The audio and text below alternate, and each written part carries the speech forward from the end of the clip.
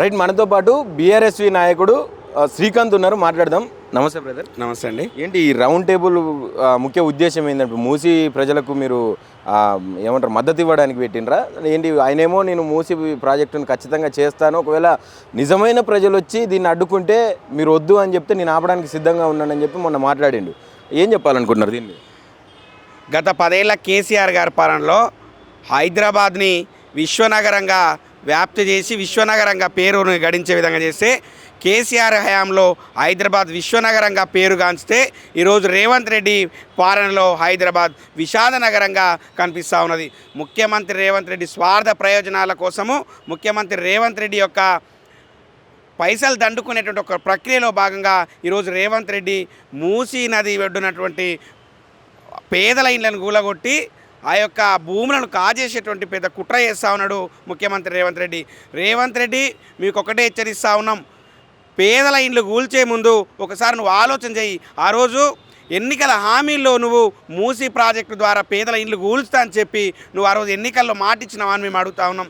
ముఖ్యమంత్రి రేవంత్ రెడ్డి ఎన్నికల్లో ఇచ్చినటువంటి హామీలు ఏమాత్రం అమలు చేయకుండా ఈరోజు దండుకోవడానికి వారు దోచుకోవడానికి ఒక ప్రక్రియను మొదలుపెట్టి ఈరోజు మూసీ ప్రాజెక్టు పేరిట యావత్తు హైదరాబాద్ పరిసర ప్రాంతాల్లో మూసీ పరివాహక ప్రాంతాల్లో ఉన్నటువంటి పేదల ఇండ్లను కూల్చుకొని ఆ యొక్క భూములను లాక్కునేటువంటి ప్రయత్నం చేస్తూ ఉన్నాడు ముఖ్యమంత్రి రేవంత్ రెడ్డి.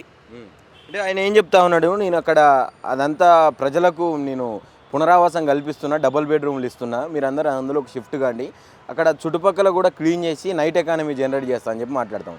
ఎందుకు వ్యతిరేకిస్తున్నారు దీన్ని? వాళ్ళకు పునరావాసం కూడా కల్పించడానికి ప్రభుత్వం సిద్ధంగా ఉంది కదా. ముఖ్యమంత్రి రేవంత్ రెడ్డి మాటలకు ముఖ్యమంత్రి రేవంత్ రెడ్డి యొక్క చేతలకు ఏమాత్రం పొందుతున్నది. రేవంత్ రెడ్డి గారు మీరు పునరావాసం కల్పించడానికి ఏమవసరం వచ్చింది?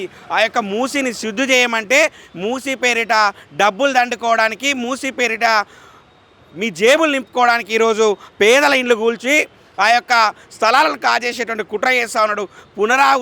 పునరావాసం కల్పిస్తా అని మాటలు చెప్తా ఉన్నాడు ముఖ్యమంత్రి రేవంత్ రెడ్డికి మేము ఒక్కటే హెచ్చరిస్తా ఉన్నాం. రేవంత్ రెడ్డి నీ పునరావాసం వద్దు, నీ యొక్క శుద్ధి వద్దు, మాకు కావాల్సినది మా పేదల ఇండ్లను కూలగొట్టకుండా మా పేదల ఇండ్లను కాపాడమని మేము వేడుకుంటా ఉన్నాం. రేవంత్ రెడ్డికి మేము ఒక్కటే హెచ్చరిస్తూ ఉన్నాం, రేవంత్ రెడ్డి ఈ రోజు నుండి ఒక్క బుల్డోజర్ అయినా, ఒక్క జేసీబీ అయినా, ఒక్క అధికారి అయినా పేద మధ్యతరగతి మూసీ పరివాహక ప్రాంతంలో ఉన్నటువంటి ఇండ్లను హైడ్రా పేరిట కూల్చాలని ప్రయత్నం చేసి ఊరుకునేటువంటి ప్రసక్తి లేదని కూడా మేము హెచ్చరిస్తూ ఉన్నాం. బఫర్ జోన్ ఇప్పుడు 50 మీటర్స్కు పెంచిండ్రు, అది మేము ఉన్నప్పటిది కాదు, గత ప్రభుత్వం తీసుకొచ్చినటువంటి జీవో ప్రకారమే మేము నడుస్తూ ఉన్నాం తప్ప కొత్తగా మేమేం దేవట్లేదు అని చెప్పి పదే చెప్తా ఉన్నారు. మంత్రి శ్రీధర్ బాబు అసెంబ్లీలో కూడా చెప్పినటువంటి మాట ఇది. ఏం చెప్పాలనుకుంటున్నారు? ముఖ్యమంత్రి రేవంత్ రెడ్డి గారు మీరు గుర్తుపెట్టుకోండి, 10 ఏళ్ల కేసీఆర్ గారి పాలనలో ఎక్కడా కూడా మూసీ పరివాహక ప్రాంతంలో ఒక్క ఇల్లు కూల్చినటువంటి దాఖలాలు కూడా లేవు. ఆ రోజు బఫర్ జోన్కి కొంత 100 మీటర్ల లోపు కేటాయిస్తూ రేవంత్ రెడ్డి ఆ రోజు కేసీఆర్ గారు ప్రతిపాదన చేసినప్పటికీ కూడా ఒక్క ఇల్లు కూడా కేసీఆర్ గారు కూల్చగొట్టినటువంటి దాఖలాలు లేవు. రేవంత్ రెడ్డి ఈరోజు పేద మధ్యతరగతి ఇండ్లను కూలగొట్టి లక్షల కోట్లు దండుకోవడానికి, 100 కోట్లు వెనుకేసుకోవడానికి వారి యొక్క శిష్య బృందానికి, వారి యొక్క అన్నయ్యలకు ఈ యొక్క మూసీ పరివాహక ప్రాంతంలో ఉన్నటువంటి ఇండ్లను కూల్చగొట్టి ఆ యొక్క భూములను కట్టబెట్టేటువంటి పెద్ద కుట్ర చేస్తూ ఉన్నాడు రేవంత్ రెడ్డి నువ్వు గుర్తుపెట్టుకో, ఈరోజు ఒక పాత సామెత ఉండేది, ముఖ్యమంత్రి రేవంత్ రెడ్డికి ఆ యొక్క సామెత వర్తిస్తుంది, కొమ్ములెద్దు కొట్టానికి చేటన్నట్టు ఈరోజు రాష్ట్ర ముఖ్యమంత్రి రేవంత్ రెడ్డి తెలంగాణ ప్రాంతానికి, మరీ ముఖ్యంగా హైదరాబాద్ ప్రాంతానికి చేటుగా మారిండు. రేవంత్ రెడ్డి పాలన చేపట్టిన కాటి నుంచి హైదరాబాద్లో ఉన్నటువంటి ప్రజలు బిక్కుమని బతకాల్సినటువంటి పరిస్థితి ఏర్పడింది. హైడ్రా పేరిట అనేక ఇండ్లు, వందలాది మంది ఇండ్లు కూల్చి ఈరోజు రోడ్డున పడేసినటువంటి పరిస్థితి కూడా కనిపిస్తూ ఉన్నది.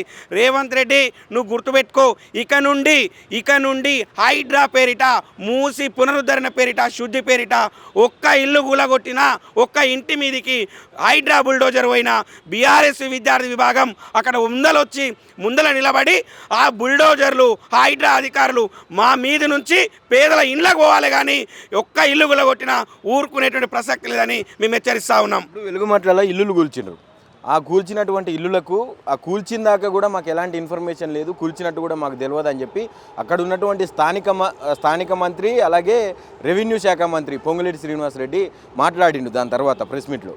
ఏం చెప్పాలనుకుంటున్నారు ఈ విషయంలో? అంటే మంత్రులకు తెలియకుండా ఇల్లులు కూలిపోతా ఉన్నాయి ఇక్కడ తెలంగాణ రాష్ట్రంలో. ఏం చెప్పాలనుకుంటున్నారు? రేవంత్ రెడ్డికి మంత్రులకు ఏం తెలియనట్టు ఏం పట్టనట్టు నటించడం రేవంత్ రెడ్డికి వారి మంత్రులకు సహజంగా అలవాటైపోయింది. ఖమ్మం జిల్లాలో 3 మంత్రులు ఉన్నప్పటికీ కూడా వెలుగుమట్లలో జరిగినటువంటి దారుణం మాకు తెలియదు, పేదల ఇండ్లు గులగొల్చినటువంటి దారుణం మాకు తెలియదు అని భుజాలు తడుపుకుంటా ఉన్నారు మంత్రులు. అక్కడ ఉన్నటువంటి ఖమ్మం జిల్లా మంత్రులు. మంత్రులకు సిగ్గుండాలి, ముఖ్యమంత్రికి సిగ్గుండాలి. అక్కడ పేదలు గత 10 ఏళ్లుగా భూదాన్ భూములలో ఆ గుడిసెలు ఏర్పాటు చేసుకొని వారి జీవనం కొనసాగిస్తూ ఉంటే ఆ యొక్క భూమిని కాజేయాలనేటువంటి కుట్రతో అక్కడ ఉన్నటువంటి మంత్రులందరూ కూడా కుమ్మక్కై ఆ యొక్క భూమిని కాజేయాలని 31 ఎకరాలకే కుదించి మిగతా 31 ఎకరాలను కాజేసినటువంటి వైనం కూడా ఇప్పుడు కనిపిస్తూ ఉన్నది. ఉన్న 31 ఎకరాలలో కూడా ప్రభుత్వము వారికి పునరావాసం కలిగించి ఈ యొక్క 30 ఎకరాలు కూడా గుంజుకునేటువంటి ప్రయత్నం చేస్తూ ఉన్నారు రేవంత్ రెడ్డి కానీ అక్కడ ఉన్నటువంటి 3 మంత్రులు కానీ. మేము రేవంత్ రెడ్డి గారికి అలాగే వారి శిష్య బృందానికి కాంగ్రెస్ మంత్రులకు మేము ఒకటే హెచ్చరిస్తూ ఉన్నాం. మీరు హామీల పేరిట గ్యారంటీల పేరిట గద్దెనెక్కి ఈరోజు మా పేద మధ్యతరగతి అట్టడుగు వర్గాలను రోడ్డుకి ఈడ్చేటువంటి ప్రయత్నం చేస్తూ ఉన్నారు. ప్రతిరోజు రాష్ట్రంలో కానీ మరీ ముఖ్యంగా హైదరాబాద్ ప్రాంతంలో ఎక్కడో ఒక చోట ఈ హైడ్రా పేరిట జేసీబీలు పేదల ఇండ్ల మీదకి పోయి పేదల ఉసురు పోసుకుంటా ఉన్నాడు రేవంత్ రెడ్డి. రేవంత్ రెడ్డి నువ్వు గుర్తుపెట్టుకో, ఈరోజు నువ్వు జేసీబీల పేరిట హైడ్రా పేరిట మూసి పునరుద్ధరణ పేరిట నాటకాలు ఆడుతూ ఉన్నావు. ఆ యొక్క నాటకాలను నీ యొక్క కపట నాటకాలను యావత్తు తెలంగాణ సమాజానికి స్పష్టమైనది బిడ్డ గుర్తుపెట్టుకో. జూబ్లీ హిల్స్ ప్యాలెస్ నుంచి నిన్ను బయటికి లాక్కొచ్చేటువంటి రోజులు దగ్గరనే ఉన్నాయని కూడా మేము హెచ్చరిస్తూ ఉన్నాం.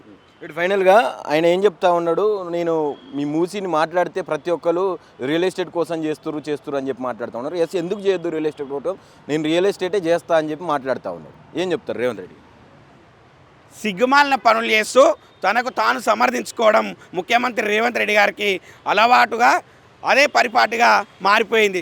రేవంత్ రెడ్డి నువ్వు రియల్ ఎస్టేట్ దందా చేస్తా అంటే మా ప్రజలు ఓట్లేసిరా అని మేము అడుగుతా ఉన్నాం. నువ్వు మా ఇండ్లు కూలుస్తా అంటే మేము ఓట్లేసినామా అని అడుగుతా ఉన్నాం. మా ఇండ్ల మీదకి హైడ్రా బుల్డోజర్లను తోలితే మేము ఓట్లేసినామా అని అడుగుతా ఉన్నాం.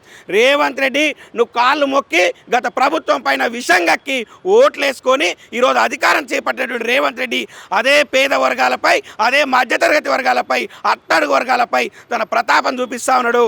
రేవంత్ రెడ్డి నువ్వు గుర్తుపెట్టుకో, మా పేదల ఇండ్ల జోలికి వస్తే నిన్ను మట్టు పెట్టడం ఖాయం. ఈరోజు రాష్ట్రంలో ఉన్నటువంటి అట్టడుగు వర్గాల మరీ ముఖ్యంగా హైదరాబాద్ పరివాహక ప్రాంతంలో ఉన్నటువంటి అట్టడుగు వర్గాల ఇండ్లు కూల్చేటువంటి ప్రయత్నం చేస్తూ ఉన్నావు. ఆ అట్టడుగు వర్గాల ప్రజలే కంకణబద్దులై నీ యొక్క పతనానికి మేము ప్రారంభం చేయబోతా ఉన్నాం. నీ యొక్క పతనాన్ని యావత్తు తెలంగాణ సమాజం ద్వారా తీసుకురాబోతా ఉన్నామని మేము హెచ్చరిస్తూ ఉన్నాం.